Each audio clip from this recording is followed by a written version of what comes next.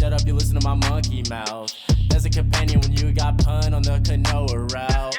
Hopped in a portal and got in a fight, Elias knocked him out. Bow, Naruto fighting style. Bow, UFC he tapped out. Bow, we win, we get crowned. Monkey mouth, monkey mouth, monkey mouth, monkey mouth. What is up, Armchair Army? Thank you guys so much for tuning back in. I want to firstly, I want to thank y'all for tuning in. Secondly, I want to apologize for missing the 280, what was it, 283? Yeah, the 283 review. If you watched my 283 preview, you heard me say shit's been crazy on my end. Life literally on fire, houses burning down, warehouses getting knocked down by tornadoes, all kinds of shit. So it's been a rough go to start the year, but things are finally starting to settle back down, and I believe sincerely this time that we're going to be able to kick things back off and not necessarily be missing anymore. But we're going to see, I'm always just trying my best, and things are out of my control sometimes. So, I'm sorry if you guys were looking forward to seeing that and missed it. I am going to go ahead and review 283 real quick before I dive off into the Lewis and Spivak card and before I start to preview the UFC 284. So 283 was Glover Teixeira and Jamal Hill, and Jamal Hill beat the fuck out of Glover Teixeira, man. It got to where it really wasn't super competitive towards the end. Jamal Hill just looked the better fighter.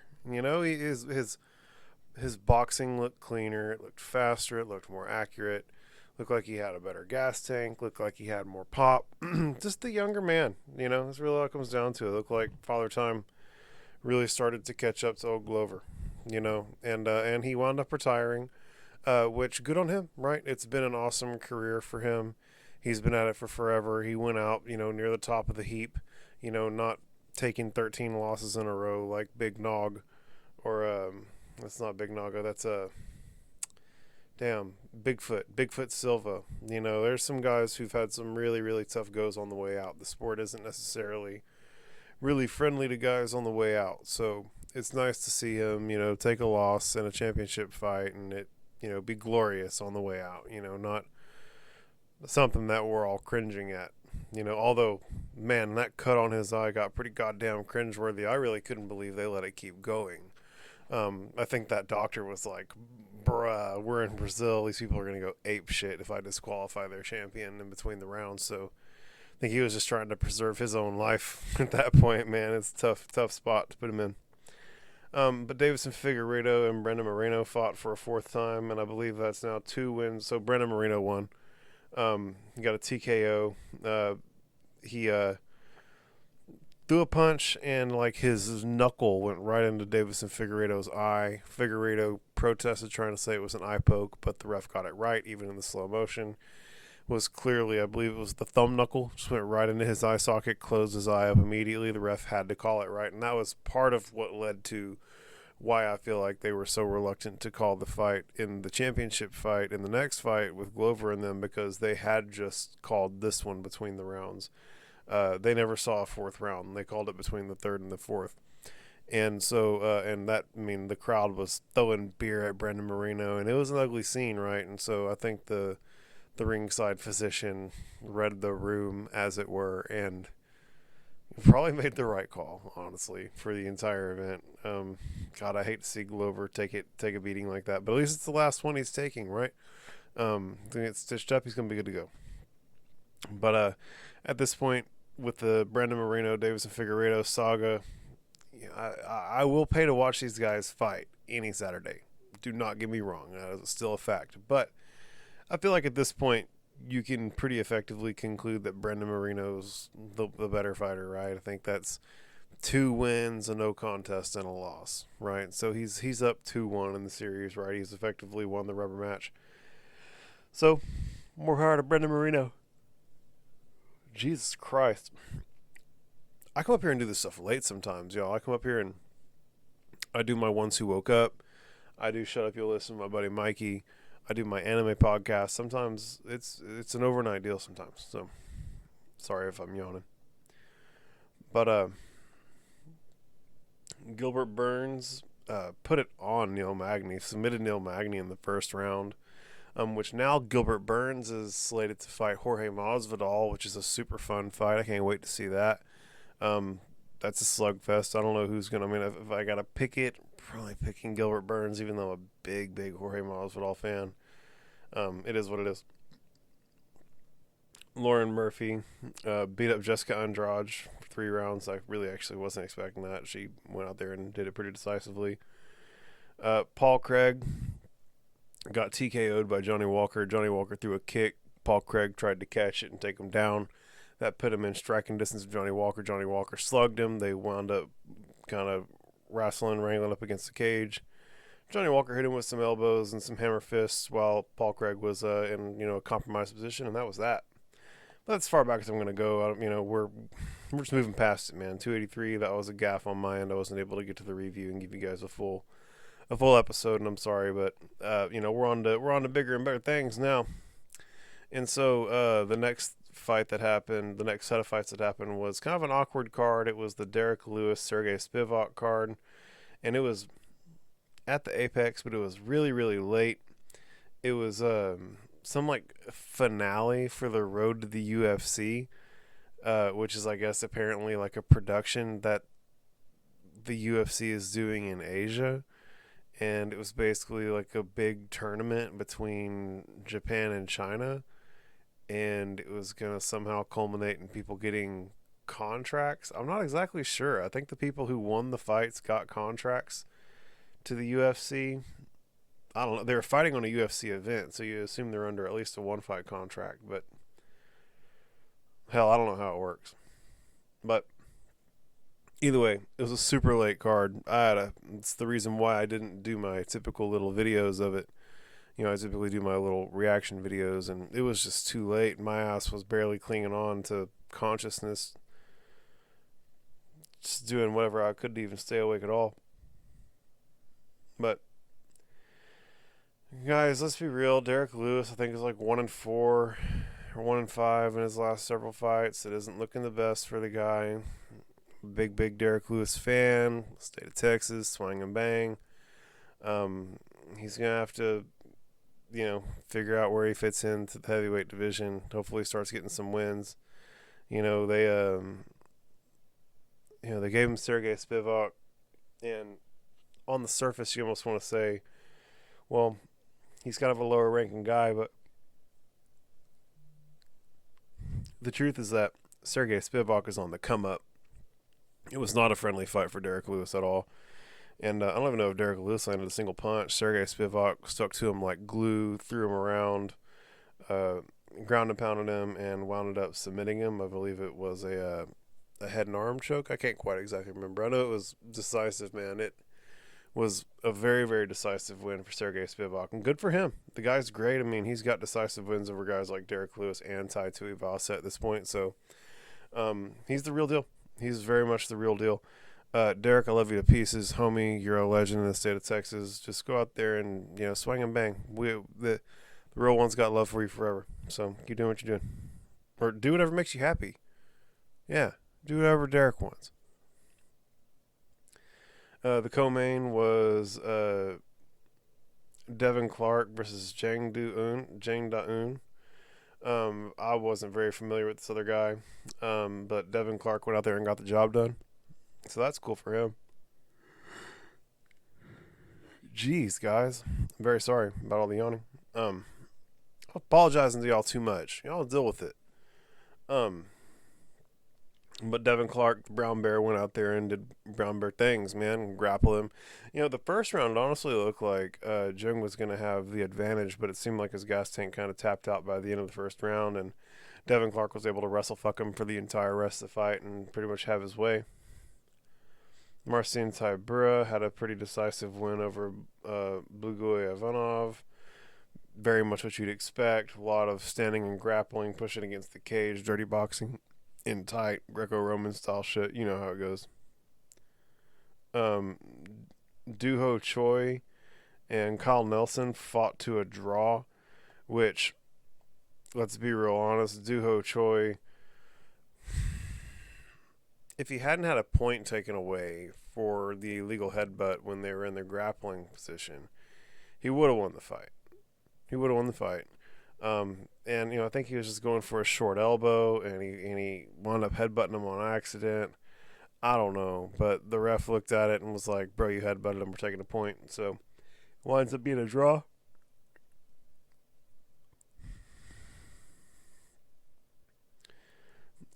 Yusaku Kinoshita got a TKO over Adam Fujit in the first round. But I mean, these are all like guys that no one knows. You know what I'm saying? Like, I say that everyone knows Doo-Ho Choi, but I mean, everything like below this on the fight card is names that I feel like the average person isn't gonna know. Jekka Saragi got defeated by Anshul Jubilee. So Anshul Jubilee is the second fighter from India on the UFC's roster. The King of Lions. He's 7-0, and he is a very effective grappler, and he's very aggressive, and he looked really good. Lee Jong-young got a 3-round decision over Yi Za, and I believe so. Yeah, these are all the guys who are like getting contracts at the UFC for winning their road to the UFC fights in this tournament thing they had going on. Toshiomi Kaza got a TKO 33 seconds into the first round over Rinya Nakamura. Or excuse me, he got TKO'd in the first round by Rinya Nakamura. It remained 7-0. I watched that. That was a really impressive performance. Park Hyung-sung remains undefeated with a third round submission over Choi Sung-gook. Just like more of the same, right? More of the same on the rest of this card. But at the end of the day, we're not here to talk about the in-between cards. We're here to talk about UFC 284. And, it's a good card. It's a good card. But it's not like an out-of-this-world card. And they're trying to... I think that they're really relying on this Islam Makhachev versus Alexander Volkanovski being like a super fight, and it's selling a bunch of pay-per-views, but I mean, Islam Makhachev just took the belt from Do Bronx. He hasn't even defended it yet. Alexander Volkanovski's never fought at 155 in the UFC. It's just suspect as fuck. Make Islam defend that belt once before you give him an interweight class super fight. And Alexander Volkanovski, have him fight somebody at 55 who's in the top 3 before he just gets mainlined to the championship. I don't know. I know that I'm not like super gassed up about this. They're going to get my money, right? Because I have to make a podcast and you guys want to hear about what the fuck I have to say. Armchair Army Gang. You know what I'm talking about? So they're going to get my money, and they're going to get like the money from the bars and shit like that. But I really don't expect them to get your money. You're probably going to go like stream that shit somewhere, B. To be real honest, I mean there's only one championship fight, right? And the biggest star on the card is Alexander Volkanovski, who's the guy who, if I'm speaking frankly on it, doesn't necessarily have the greatest PR, right? Like, he's more or less remembered as the guy who knocked off Max Holloway, and I think that a lot of people more or less resent him for that. So it's not like he's that guy in terms of gonna be able to sell tickets. And then Islam Makhachev, fucking Dana White, the CEO of the promotion, forgot this motherfucker's name mid interview, in front of everybody. The camera's on, the lights on, everybody, and the guy who's promoting the fight trying to tell us that this fight is trending to be the highest selling pay-per-view of all time, and it's with a guy who the promoter can't remember. Dana White can't remember this guy's name, but he's going to sell more pay-per-views than anybody ever. He's going to sell more pay-per-views than Conor McGregor. Shut the fuck up. Old butterbean ass motherfucker. I'm tired of Dana's old lion ass. I say that. Give me a media pass, homie. We can be square. I really want to get that backstage treatment at all them UFC events, dog. So what's up? Maybe I'll shut the hell up. Nah, I'm not gonna compromise my journalistic integrity over a media pass. I'll compromise it for a media pass. But yeah, let's just keep moving. I mean, Alexander Volkanovski, everybody knows about Alexander Volkanovski. The guy is a tank. He was like 250 pounds playing rugby, so he's got like a fucking fat boy head. You know, he's a cinder block head. There's no hurting him, I don't think. I don't think I've ever actually seen him dazed in the octagon. And then Islam Makhachev, he's one of those guys. He's like Khabib's brother. He was wrestling bears. He's one of those guys, right? So we're going to see. You know, Alexander Volkanovski, man, even I've seen him get caught. I mean, bruh, whenever Brian Ortega had him in that guillotine and he refused to tap, there's just a level of determination and toughness there that is out of this world. But, you know, there's nothing you can do whenever Islam puts you in a Kimura. Islam's a bigger guy. Alexander Volkanovski is the more experienced fighter, and the big fights in the UFC, right? Islam's big thing is he kind of turns off during the big moments. That was the big question that everybody had about him whenever he was coming into the Do Bronx fight. And now he's going straight from there to an even bigger setting. So he may have some trouble showing up. It's a tough one to call, guys. It's going to be Islam Makhachev. He's a bigger guy. He's going to have the right, you know, those Dagestani guys, their wrestling and sambo is over the top. And then their stubbornness and determination and willingness to execute on a game plan is pretty out of this world. That's always the thing that blows my mind when it comes to like the Khabib camp, is how willing to stick to a game plan they typically are, right? They are intelligent enough to formulate a solid game plan, and they're stubborn enough to stick to it. Mike Tyson said everybody's got a game plan until they get hit in the mouth. Well, those guys have a game plan, and then they get hit in the mouth, and they stick to the game plan. And that's a big differentiator between them and a lot of folks who are trying to compete at the top. So, just trying to call it like I see it, to be real honest there. So, if I had to pick it, it's Islam Makhachev. Let's go. Then in the co-main, you've got Yair Rodriguez and Josh Emmett. This is a fun fight. I seen Josh Emmett fight live. I watched him fight Calvin Kattar. I thought he got his ass kicked, to be real honest. I was there live in the stands. So I don't know. I feel like Josh Emmett can send anybody to space, right? Guy punches like a Mack truck, especially for a featherweight. It's pretty extraordinary. I was, like I said, in the stands whenever he was socking Calvin Kattar, and it was nasty. It's nasty. The guy punches really hard. We got Yair Rodriguez, super creative, super athletic, rangy, gonna work his kicks. Interesting fight. You know, it's hard to pick. It's one of those things where, like, if it were a 25-minute fight, I would be much more inclined to pick Yair Rodriguez, right?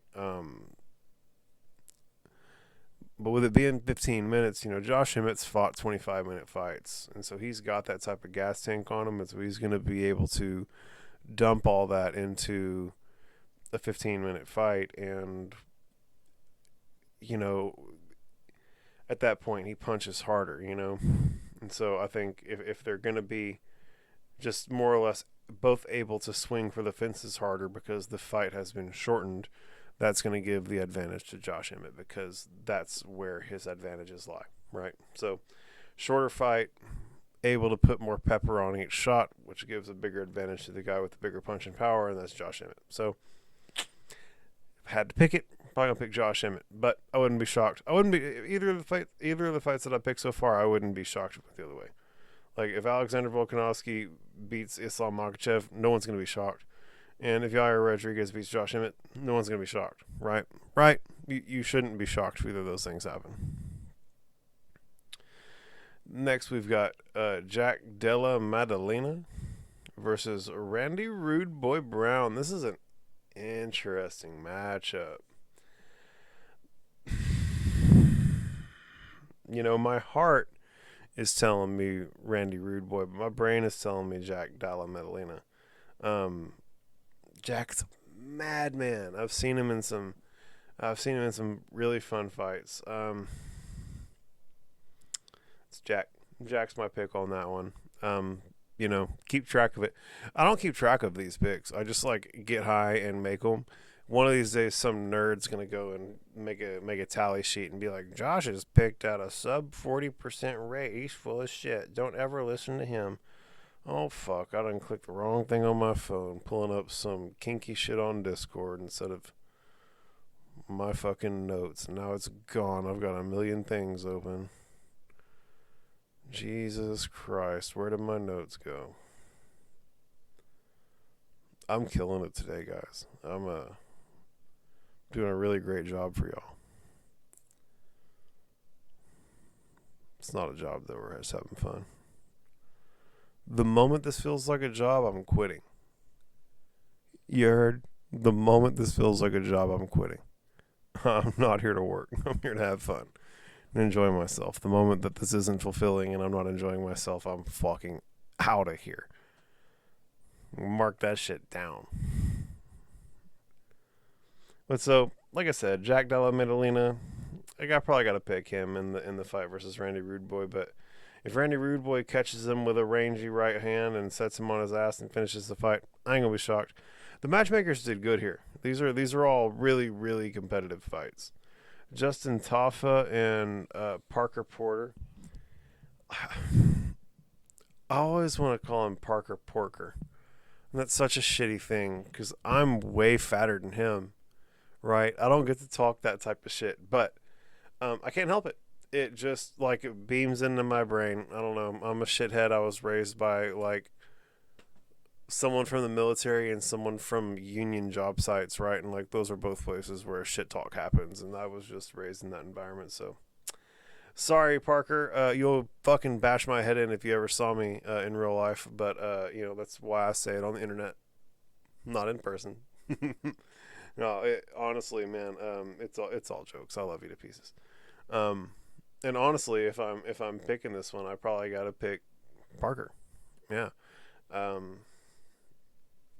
He does a really, really good job at pushing the pace, and I think that he's going to be able to wear Justin's gas tank down, and that power isn't going to translate towards the end of the fight, and it's going to be by the 7.5 minute mark in the fight, I expect it to be all Parker. So, but again, if Justin Tafa sends Parker to space with a big right hand, I won't be surprised. More good matchmaking. Now, this fight here has the makings of a sleeper.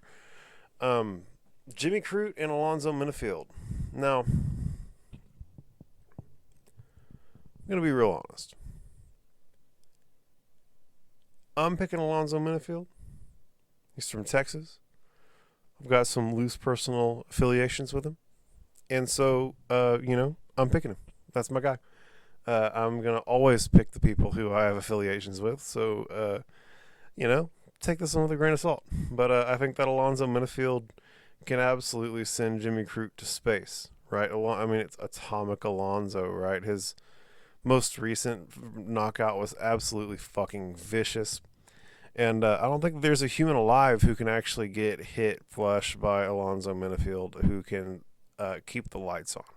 So, it's hard to survive 15 minutes against Alonzo Minifield, right? I feel like if Alonzo doesn't get the knockout, it's probably going to go Jimmy's way. I think that Jimmy's going to push him up against the cage and control the center of the octagon and do the dirty boxing and et cetera. And 2 years ago, I feel like it would have been a for sure pick Jimmy Crute day, with the exception of unless Alonzo knocks him out. But now with the way the judges are scoring these fights, and it's all about power, or it's not necessarily about power, it's all about damage done. Well, damn, every time Alonzo hits somebody, he's threatening to send him to space, right? And I don't think that Jimmy necessarily packs that same level of heat. So just in terms of damage potentially done per strike that's thrown, I think Alonzo has a big advantage. And with the way fights are being judged these days, that helps him out in the potential scenario of a decision as well. So, if someone's finishing the fight, it's Alonzo. And if it goes to a decision, I think it's 50-50. So that gives the advantage to Alonzo. Picking Alonzo, dog. What's up? We got Tyson Pedro versus Modestas Bukauskas. I haven't seen Modestas Bukauskas' name in a hot minute. This guy is a scrappy guy, and Tyson Pedro is a scrapper. So this will be a fun fight, right? This is another one of these fights where the matchmakers did a good job, right? We're talking 13-5, 9-3. So Modestas has a little bit of experience, at least in terms of professional fights, over Tyson Pedro, but I'm a big Tyson Pedro fan. I have much more recent memories of him fighting. I probably got to pick Tyson Pedro, but I feel like it's a pretty ignorant pick. I don't know. Oh, man, Robert Whittaker and Paulo Costa was supposed to be on here, and that shit got canceled. Damn.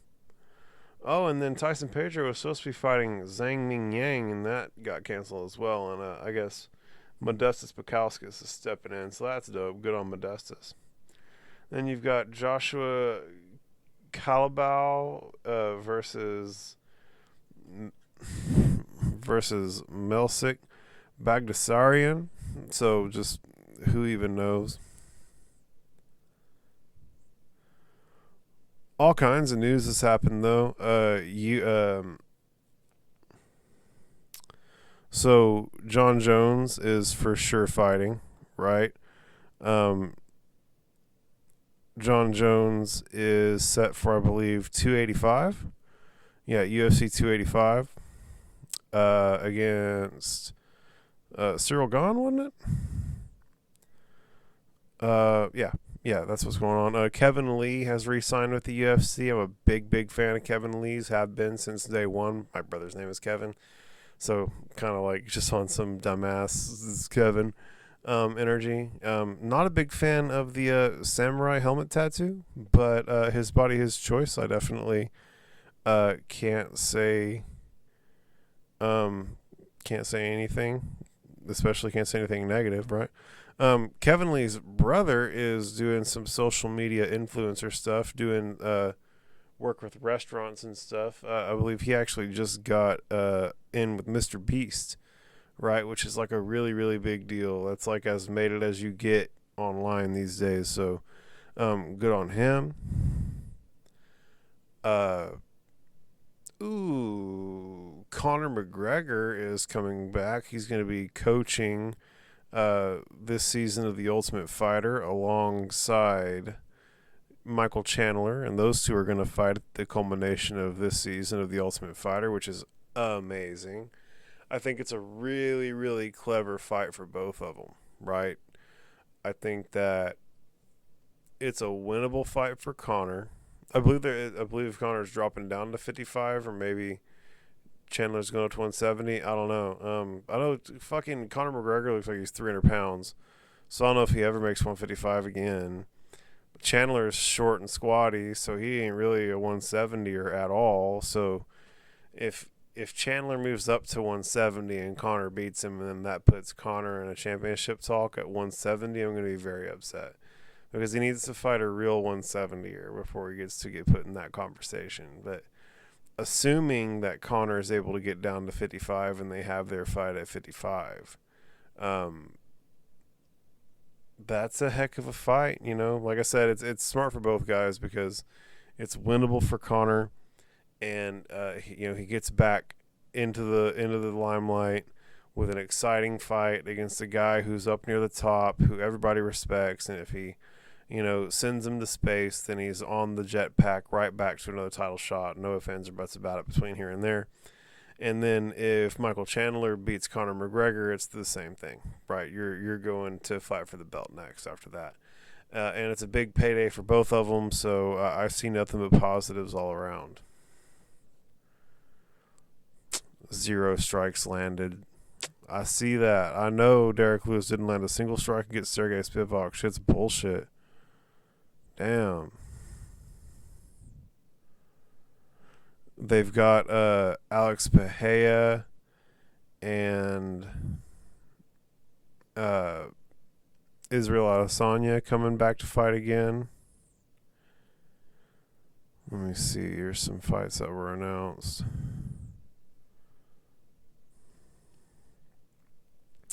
So you've got Cody Garbrandt and Trevin Jones going to be fighting at UFC 285 on March 4th. That's what's up. You got Michael Chiesa and Jing Liang at UFC 287 in April. You've got, that's a fun fight, man. Michael Chiesa and Jing Liang is a really fun fight. I would probably have to go Michael Chiesa on that, especially if he fights smart. Max Holloway versus Arnold Allen. Oh my God, that is not a friendly fight for Max Holloway. I mean, fucking hey, Arnold Allen isn't a friendly fight for anybody. I think last time I saw Arnold Allen fight, I said I'd never pick against him, and now here he is fighting my guy Max Holloway. Holy shit, what do I do here?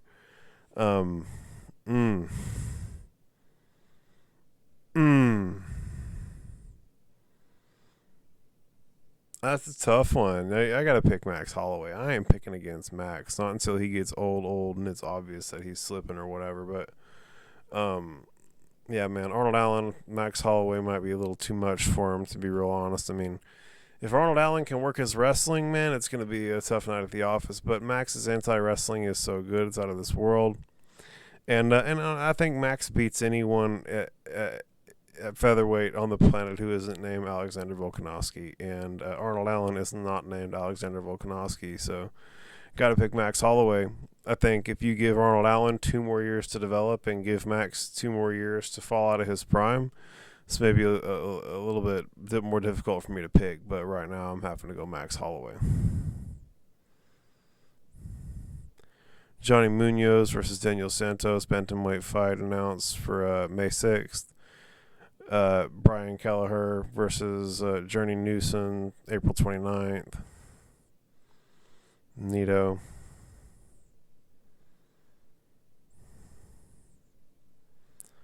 What else is going on? UFC, what's his name? Conor McGregor still hasn't been entered into the actual testing pool for USADA, so who knows if what's going to go on with that. He's got to get in there pretty quick. He's got to get in there really quick if he's planning on fighting at the end of the Ultimate Fighter season, because I think you got to go at least 6 months in the pool before you can fight again. I don't know. I ain't entirely sure, but either way, guys, that's pretty much a wrap on this one. We covered 283 real quick. We covered the fight night with Spivak and Derek Lewis, and we previewed UFC 284. Sorry if it wasn't as robust as some of my previous episodes. Like I said, man, it's been a crazy start of the year for me. Hopefully, moving forward, we'll be back going smooth with my reaction videos that I make on the fly to the fights, and with me hitting previews and reviews for all the numbered events. But if I miss one between here and there, y'all talk some shit online. I'm certain I'll have my feelings hurt and throw a fit and be depressed in my bedroom for a day, and I don't know, go for a power walk in the sun and get over it. But at any rate, Armchair Army, you guys are treasures. I appreciate every single one of y'all for tuning in. Y'all travel safe out there between here and there, and we'll catch you guys on the next one. Peace. Monkey mouth, monkey mouth, monkey mouth, monkey mouth.